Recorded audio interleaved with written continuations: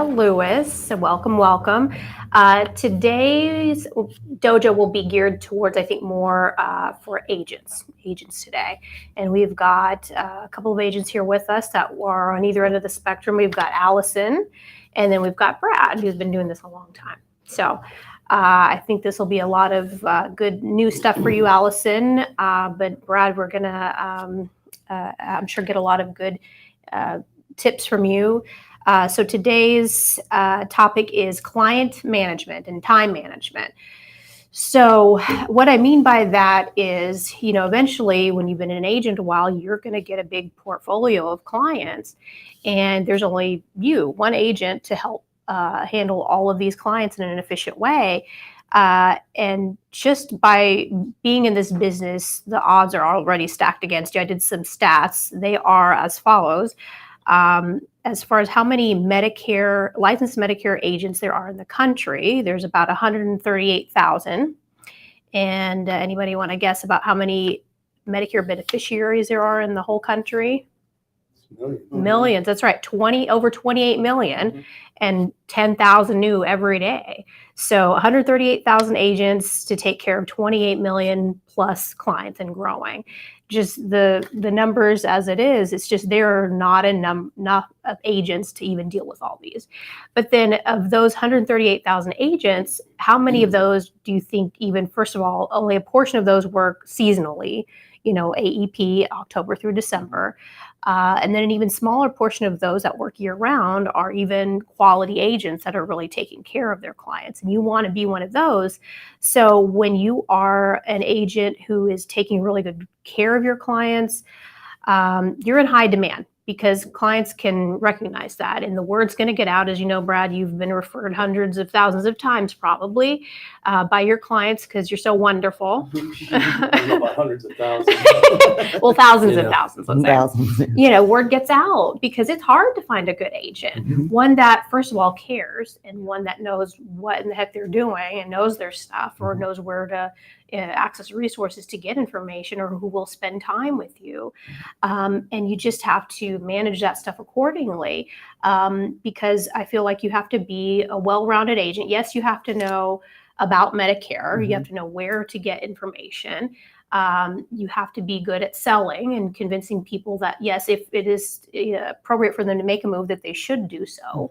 But then also you have to be good at time management, because if you're good at the other things but not good at managing your clients, it can make you look as if you are not a very good agent, right? Because if you're ignoring phone calls because you're spending too much time doing something else, then you're not taking care of your clients, and really and truly that doesn't make you as good of an agent as you could be, right? So one of the things you can do to be a good agent and to help manage your time accordingly is to set expectations with clients when you first are setting them up. Some examples I'll start off. An example is setting the expectation of what is the underwriting time, if you're, especially for supplement or actually any policy, because even if something like an Advantage plan is something to where it's an automatic approval, or like a birthday rule where there's no underwriting, there's still a turnaround time. It still takes some time for these insurance companies to process it and make a decision accordingly and issue out the cards. And if you don't manage the expectation up front, you can have a client bugging you every day and taking up your time and worrying. So it's twofold. It takes up your time when you don't set that expectation. They're calling. You're logging into the portal, checking. You're calling the carrier to check on the status. And then on the other side of that coin is the client is worrying. It's not as smooth as they had hoped it would be. You're there to ease their mind and calm their worries and put a stop to that. But all that does is just make it worse, right? Make their experience poor. So an example of managing time expectations for underwriting or approval, typically what I do is when I submit an application through, I say, okay, this is what to expect, especially for the example of a Medicare supplement. I'll say, okay, we're submitting the application. Usually during off season, I'll say in about a week, they should have a decision, and I will call you back, or I will notify you by email about the decision. We're not going to cancel anything right now. We're going to wait till you get that official approval. And then once your supplement is approved, I'm going to call you and we'll get on the phone together to cancel your current supplement. That's an example of something I say, so that I can move on and help other clients, right? So that client feels comfortable knowing what to expect. And if about a week rolls around and they haven't heard anything, then they'll call. But it shouldn't be the case. They shouldn't be bugging you every day if you set that time expectation up front, right? And it's not that you don't love your client and want to talk, but you have to move on to other things that manages that client well. So, Brad, what would you say is another example of managing somebody's expectations in an application when you submit something? Well, you want to make sure all the bases are covered, and that's very important. You want to let them know, don't create some pie in the sky that things are going to happen right away or whatever. Tell them the worst case scenario, under promise, over deliver. With the age we're in now with computerized underwriting, a lot of times we'll get an immediate decision. Could be declined right away. It could be, they need more information. And with these Milliman reports, it's almost impossible to gauge on what's going to happen. We're basing things off what the client tells us and the information that we have, because we want to submit good business. We're able to head things off at the past, but we don't have control of everything. What's in their medical records really has the control over that. But I tell people this is what's going to happen. We're going to submit it. It's going to go to a computer. The computer is going to look at your medical records. If something in there is wrong, we need to find out what it is. And that's a process. So, you have to, set that whole expectation that this is not generally going to be an immediate deal. Some companies where it will show an immediate answer. You can say, okay, you're medically approved. It's got to go through a few more desks and get that done. Every case is different. I'd say probably at least 96% of all my applications are underwritten, which takes a little bit more work. Sometimes I have to say, look, this is complicated. I'm going to have to call some underwriters and, find out if we can get this thing approved. And I'll get back to you, which I always do, but usually, it just, every case is different. I mean, as far as time management goes, you have to be efficient. What you don't want is to set yourself up for a problem call. Right. Yeah. And we all get these things. Oh, you drafted my bank account. Now I'm NSF. And you may have explained to them that first draft is going to come. I'll explain that like 3 times. Yeah. Okay, you understand. You're going to get drafted twice. The current coverage and then your new coverage paying for your first effective month. So you get 2 in 1 month. Don't want to mess up your checking account. All those little things, you don't want to have a lot of calls on the back end. I don't care what kind of sales you're in. The worst phone call you can get is when you sell something and you get a return call right away. It's like, okay, what went wrong? That all goes into time management. You want to do it right the first time. You want a happy client. The client says, look, I never look at my email. Well, guess what? You're going to have to set a phone call to let that client know that the policy is issued. Otherwise, they'll get the email. They don't cancel their old policy. So that's another phone call. Hey, I got billed from so-and-so. You said you were going to cancel it. No. We talked about this and, it's like, well, you called me a liar, I mean, that whole thing. So you really have to do everything right, A to Z, and that's one aspect of time management. The other aspect is you got to stay on the phone. I mean, it's easy to get, we all need a break from time to time, but during AP, I didn't have any breaks. I mean, I had a 10-minute lunch if I was lucky, and because I had so much backlog, I get on the phone and have 4 people calling in while I was on the phone. Right. and the stuff just stacks up, and somehow I was able to get through it all. And some of it I could push back and say, look, this is the worst time of the year to be doing this. Let me give you a call back in January or whatever. And, drug plans, whatever they need to do. But somehow I always manage to spend time with the client as well. That's not wasted time. No, not at all. When it gave me the opportunity to, check in with them and rekindle our relationship, talk about our families and whatever it is. It's a very important part of it. But the key is that you just got to stay on it. And if somebody calls you back, you better return their call. Right. Don't dodge it. Yeah. I mean, there's no reason to dodge a call. They're calling you for a reason. If they don't get a hold of you, they're going to call the insurance company, which generally leads to an angry client. Right. So starting off, time management wise, you just have to pound the phone. Right.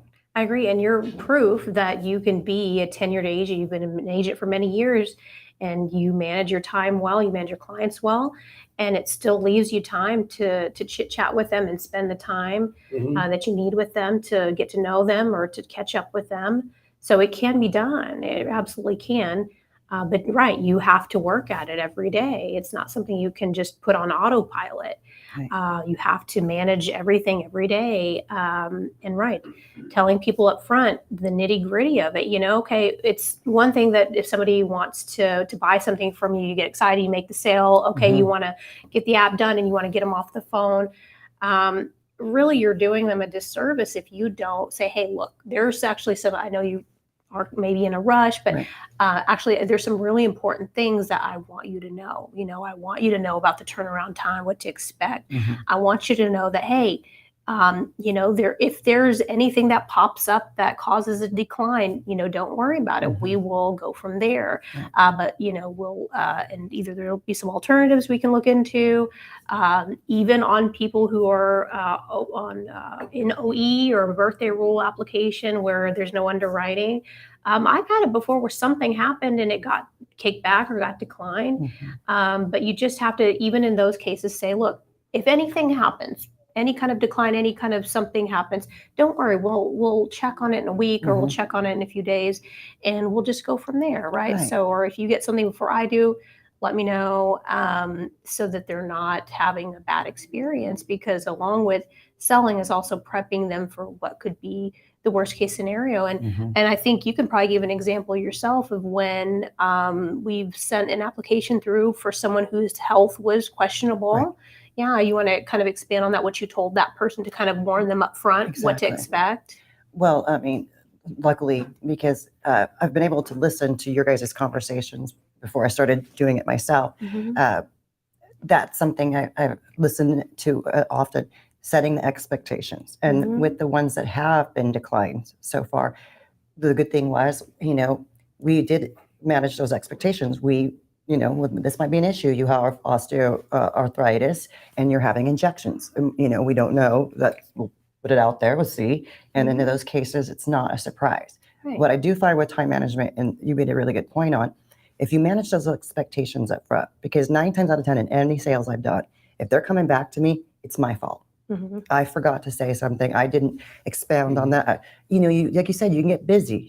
You got another call like waiting for you. You're trying to finish up this call. You've got another appointment, and you get into it. And I've noticed I've done this before a few times. I've had to call a client back to tell them about the application fee. I've done that twice. I'm not going to lie. It's happened. I've goofed and had to. There's a $25 because in these 2 cases I was transferred. Can you take the information for the application? And I thought that had already been discussed. Don't think, do it 3 times.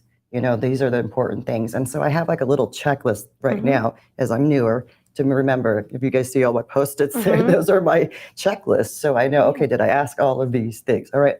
And keep myself focused into that, because you can get wrapped up in a conversation and, then you get off the phone. Oops, I didn't tell, Deborah, this is going to be, And then, and then one thing also is we always do say that for every client application, I put it in 1 week to the date, that we're going to check it. So yeah, no, I think that's great. And you kind of have to know your own strengths and weaknesses, which is You haven't been doing this long enough to know that certain things just off the top of your head to warn them or to prepare them for. So you have it written down, and that's okay. That's okay. That's a great system to have to keep, these people in the loop about what to expect. Right. And things happen, and you kind of have to give yourself a little grace, but you also have to, in setting the expectation of, when I tell them, give me a week and we'll check on the status. I've had it where I goofed on something, on a technicality, and it got kicked back to me. And if I would have told them, in a day or two, then I wouldn't have had time to fix the mistake and have it sent through and have it be approved in the time that I gave them. But it's right. It's under promise, over deliver is a wonderful way to look at any and everything with this stuff, because things happen unexpectedly all the time. It's rare that a situation happens where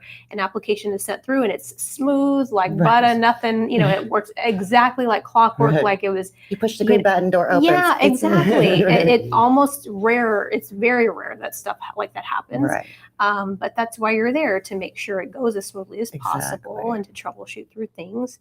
And so another way to manage expectations is an aspect I do, which is PHI, which is the personal health interview. Also additional documentation. Like, for example, and this is something you'll learn eventually along the way, which is, and I think we might have even touched on it, which is in lieu of underwriting, typically these companies want some kind of documentation of current coverage, because to qualify for the birthday rule or the anniversary rule, these carriers want to make sure that you actually do have a supplement that you're sliding from one to another, not just trying to go under the radar, go from an advantage plan to a supplement. And they want proof that you qualify. So there's always a give and take with everything, with coverage, with qualifying, different avenues of qualifying. So in lieu of underwriting, typically there's some kind of documentation required. And you want to set that expectation of your client. Say, look, it depends on how you want to do it. Some people will say, look, I don't know if this, or they'll just assume, hey, just go ahead and send me proof of that your current premium has been pulled out. Just go ahead and send it on over to me. Sometimes I've done it in the past where, when it was rarely asked for, I would say, you know what, hang tight. They may ask for this. Just know that, go searching for it in case we need it, but we'll send it through. And if they ask for that, then we'll send it through. But now at this point, what I'm noticing is just now the majority, or just about all of the insurance carriers, are asking for that regardless. So I'll go ahead. I've adjusted my expectations accordingly and say, look, before we send the application, go ahead and gather your proof that your current premium has been drafted, and send it. Go ahead and just send it on over to me. Just head it off, and just assume. So you don't have to go back if that is the case. So you want to avoid anything like that in the future. If something requires GI documentation, I mean, I deal mainly with our clientele. We can get the information and upload that with the application while we have the client on the phone. If it's requiring a telephone interview, if it's a company that requires, a phone verification or something like that, don't hang up. Tie them in with the insurance company. Get that done while you're on the phone. Because what's going to happen? They're going to call from an 800 number, and the same thing is going to happen to us. They're not going to pick up the phone. They'll try a couple times. It's going to sit in there and say pending. I check on my own stuff all the time. I want to see if there's something holding the deal up that I need to do. And I do this almost every day. That's one of the reasons I come in early. I want to see, is there something I need to do to get this thing done? And if it requires an additional information, do it while you have them on the phone. I mean, a lot of cases, we have that information as well. I'm dealing with my own clients. I can go into my portal. I can download a paid up statement, upload that with the application. Boom, the thing is done. If you don't do that, it's going to sit in there and sit in there. It just requires more time on the back end. And that's what you want to avoid. Do it right, everything right the first time. To try to do stuff, after the fact, it takes 3 times as much time to fix it, and aggravation to the client, stress and to you, aggravation to you, and the insurance company thinks you're an idiot because you didn't do things right. they have meetings just like we do. These underwriters sit around and it's like, oh, I got another from got a Brad rap from again. so-and-so. You better look at that. Brad before it again. finally Right. comes. Victoria again. Yeah. So, Yeah. and that's really what saves the time. And you can tell a client that up front. Okay, here's the process. Here's what's going to happen. Right. Mhm. And, I have some clients, they freak out. Why is it an issue? Why is it an issue? Well, we just came off of AEP. These companies are still reeling. Mhm. It might take weeks. I can remember back in the day when Aetna first, got bought out and so on, 2.5 months. Mm. I tell someone, don't expect anything by the first of the year. Ooh. Wow. October, January 1st effective date. Mhm. Yeah. I mean, they just get backed up. They have Mhm. hundreds of thousands of applications. People need to understand that. Right. It's not an automatic thing. Mhm. So, but the more you can avoid on the back end, Right. you're going to look a lot better. Yeah. Everything goes in smooth. Double check your work. Mhm. Even though we have a QC department, things fall through the cracks. Simple. Yeah. And now remote agents won't have access to a sales support staff. So it's more on them to deal with things that get kicked back or issues or PHI or documentation of current status of a policy, things like that. So it's even more so vital if you are a remote agent to get that stuff the first time, get it right, because like you said, we do have access to our support staff. We don't want to overwhelm them either just because we're careless or we just don't want to take the time to prep these people. But there is a backup, if we need it to help us kind of lend a helping hand. But you want to just be super right with underwriting, just kind of depending on the time of year. On the off season, I'll tell about a week. During AEP, look, you don't want to. You want to be very careful and say, it could be a few weeks, it could be a month, depending on the situation. And there are times where I've had clients say, on the 20th of the month, they want to or they have to start it for some reason, the first of the following month, and that can be done in a lot of cases, but you just have to set the expectation of like, okay, look, if you want to or need to have this start in 10 days, we can hustle it and get it done for you. But just know you most likely will not have your cards in hand. Are you okay with that? Obviously you will have coverage and I can get you probably your policy number to show, but you won't have cards in hand. And a lot of people, they feel better with that. Are you okay with proceeding that way? And some will say, yeah, that's fine. I'm good with that because I really need it to start then. Or they might change their mind and say, actually, let's have a nice smoother start and start at the beginning of the following month.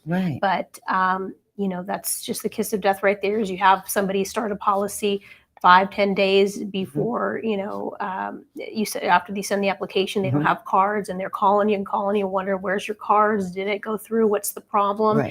And you're having to track that stuff down if you don't set that expectation. But if you do, then you're done and you move on, right? So yeah, definitely. Yeah, I mean, I have a deal right now.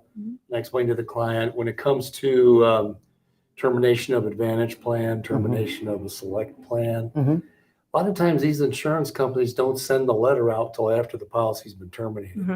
So I tell them, look, we're doing January 1st effective date. That's when your coverage is going to end.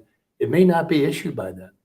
It might take another 2 weeks to get the letter, but your policy will be enforced retroactively to the first. So they know that, okay, this thing's not going to be an immediate deal.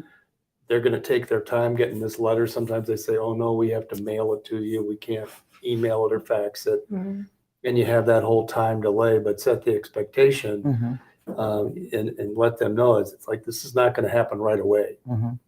In fact, I had one that we submitted, Plan F, Select a Plan F, and they, I was forced into, I submitted it as underwritten, but they forced me into a GI situation. But I knew she was healthy. So what I did was redid the app. I was told I had to redo a new app, unfortunately, for Plan G, and submitted that as underwritten, which would go through. And I said, look, keep the GI thing open just in case. this gets declined. I don't think it will, but that way we at least have that in our back pocket. But, we really don't get paid hardly anything on GI. Yeah. And insurance companies hate GI business anyway. You write too much of it, you won't have that appointment very long. Mm-hmm. So we need to avoid the GI thing and all the paperwork that goes along with it. But yeah, going back to the paperwork thing, if it requires documentation, get on it right away. If it's not one of our clients and you need a paid up statement or something, let them know. Get a hold of the insurance company. We deal with all the insurance companies. We can tie them in with the proper party instead of them getting bounced around. Say, look, I have so-and-so on the line.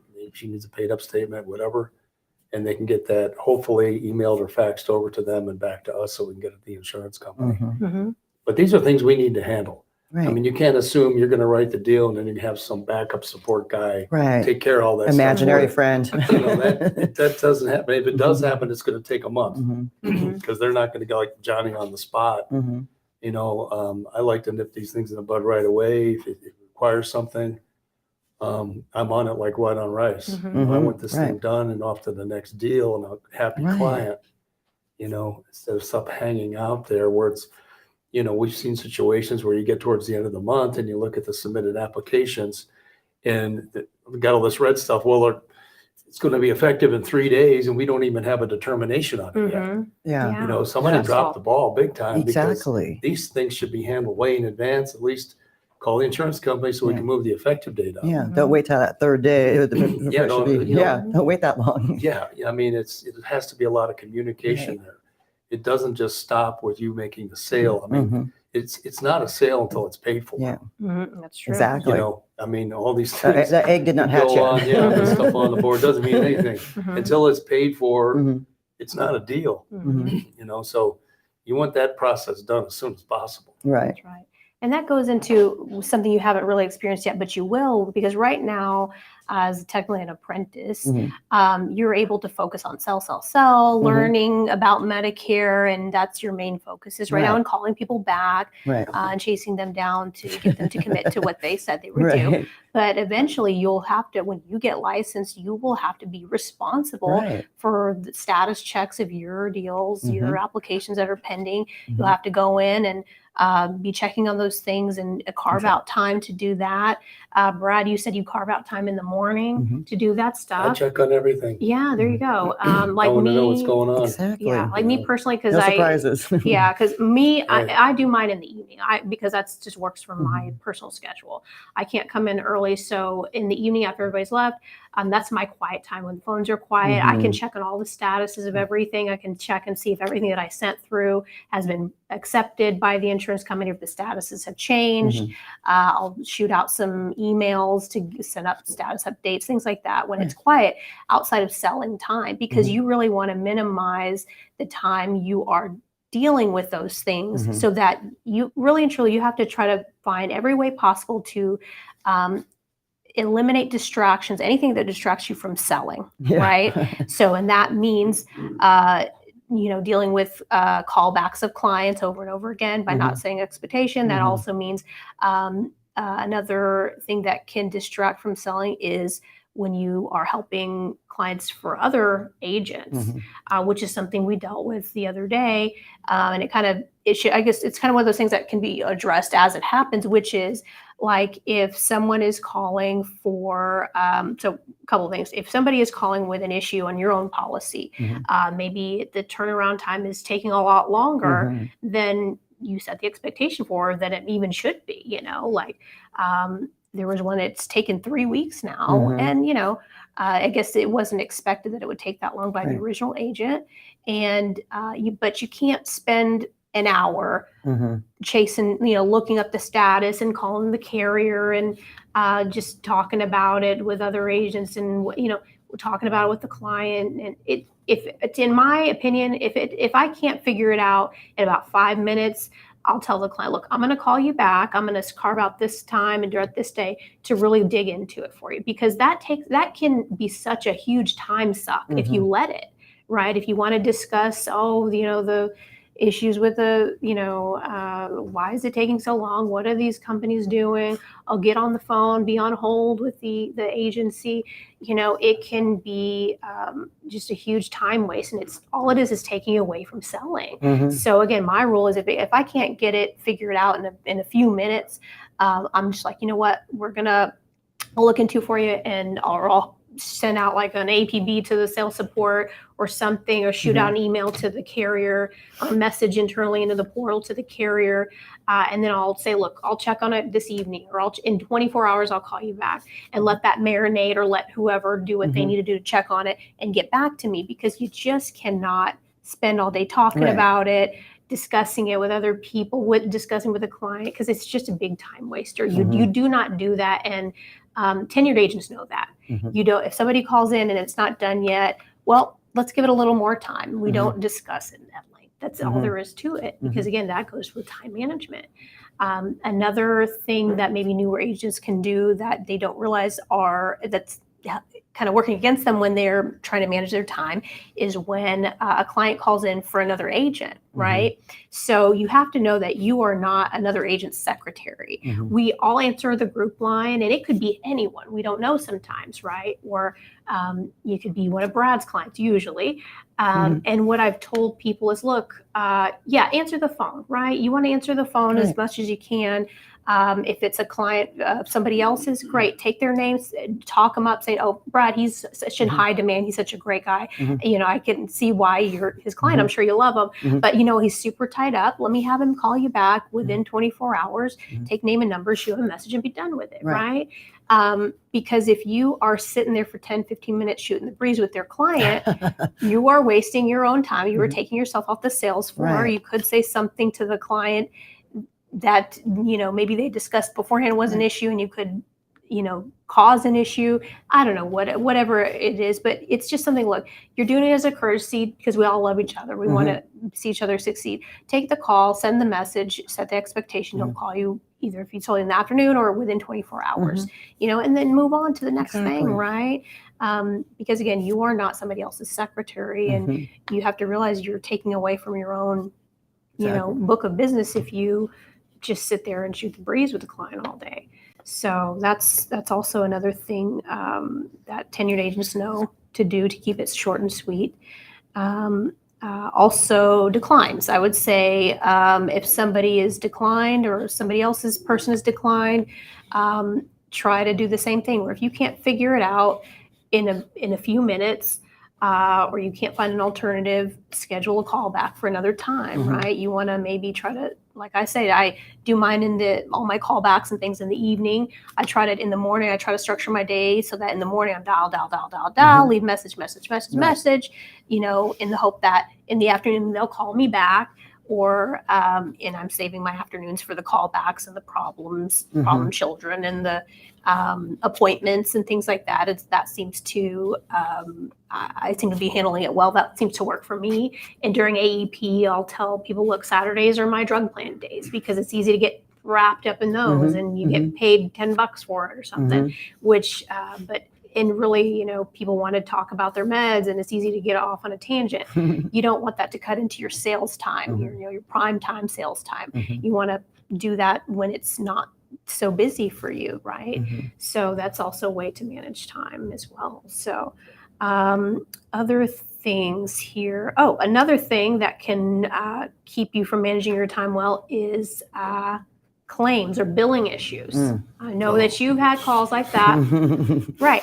But a couple of ways to kind of head that off from the beginning is explaining the coverage well. Right. On a Plan G, we all know that, next year, the annual deductible is $226. If somebody is moving, you'll probably agree with me, the most common person to call in is someone who moved from an F to a G, and now suddenly they're getting a bill, and they're calling, Brad, why am I getting a bill for $10? Well, remember we talked about that your annual deductible this year is $233. That's within the coverage. I want to talk about that for a second. Sure, absolutely. Please do.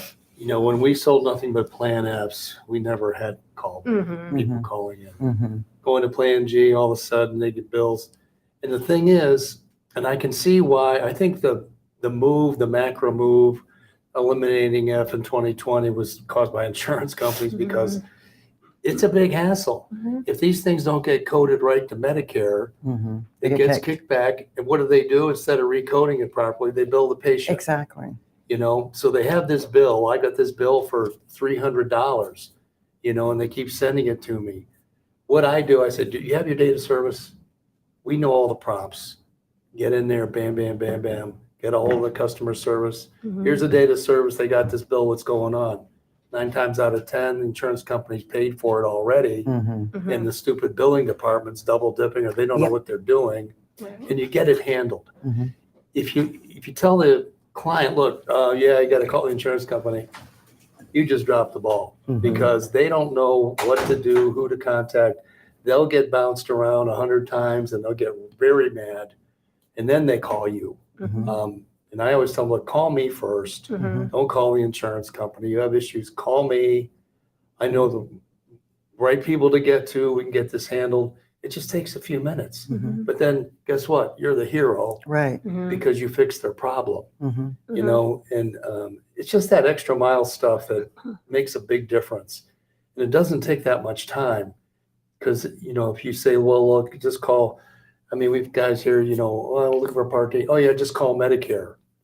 I mean, what are you doing? Right. I mean, you just handed it Do you off. want to take them They're off? going to try to sell them an advantage plan. I mean, you know, it's like, Right, and Medicare will do that. I don't know if you realize this. If you send them to Medicare, they'll also try to sell them something. So just take care of it or yourself. hand it off to an agency or whatever. Right. But yeah, the thing we know, you need to know how to handle that stuff. Over time, you'll learn who to contact. You know, just get it done. And that's where the expertise comes in. You know, if you take care of them, it's like, oh wow, why didn't I call you to begin with? You know, but you got to tell them that up front. Yeah. Yeah, exactly.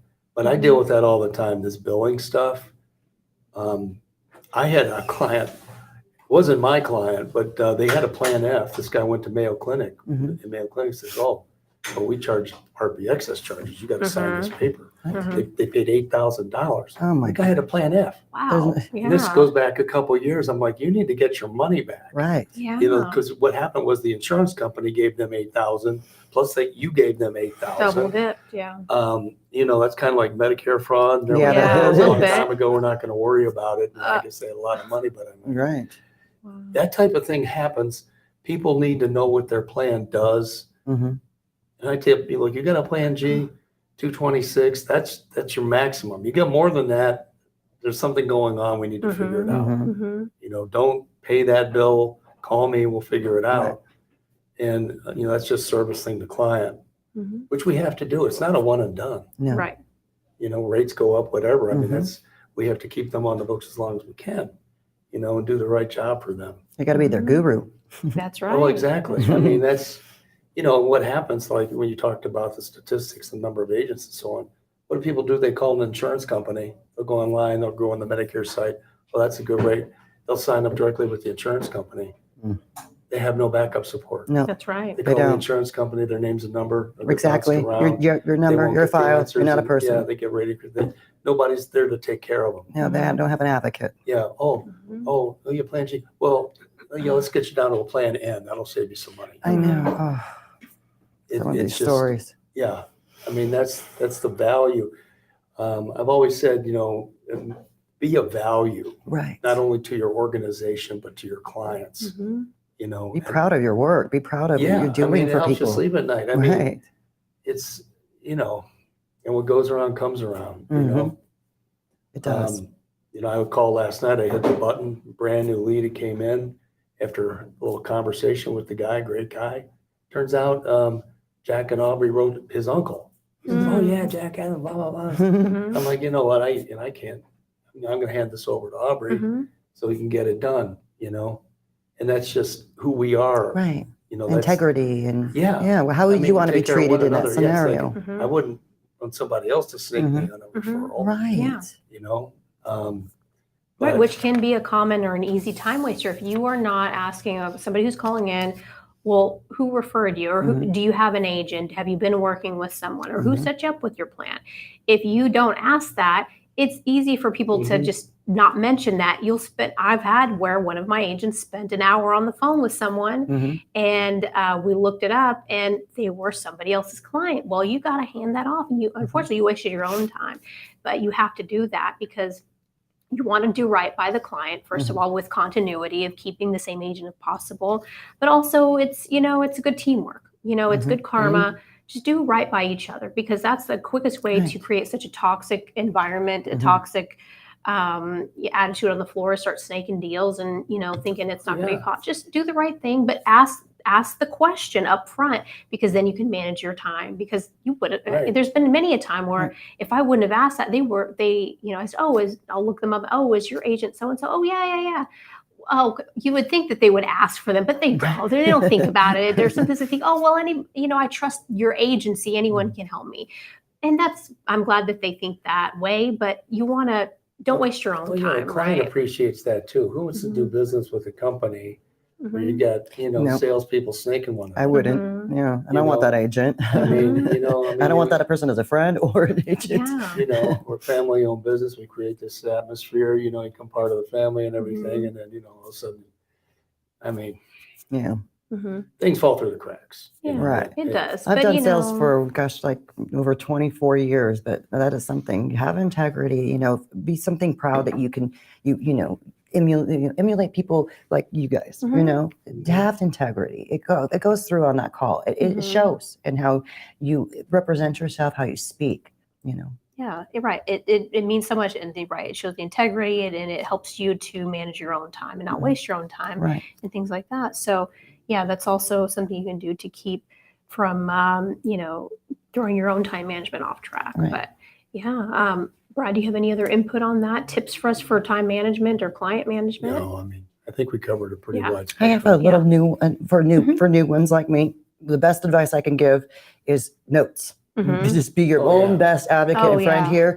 There's so many times that I have gone back and have something on a calendar. I'm so glad that I wrote all those details. Sometimes you'll forget. You'll forget these things. You will. Especially if you talk to an insurance company, get the name and everything and the time, and because they have amnesia quite a bit. You don't have the information to prove there.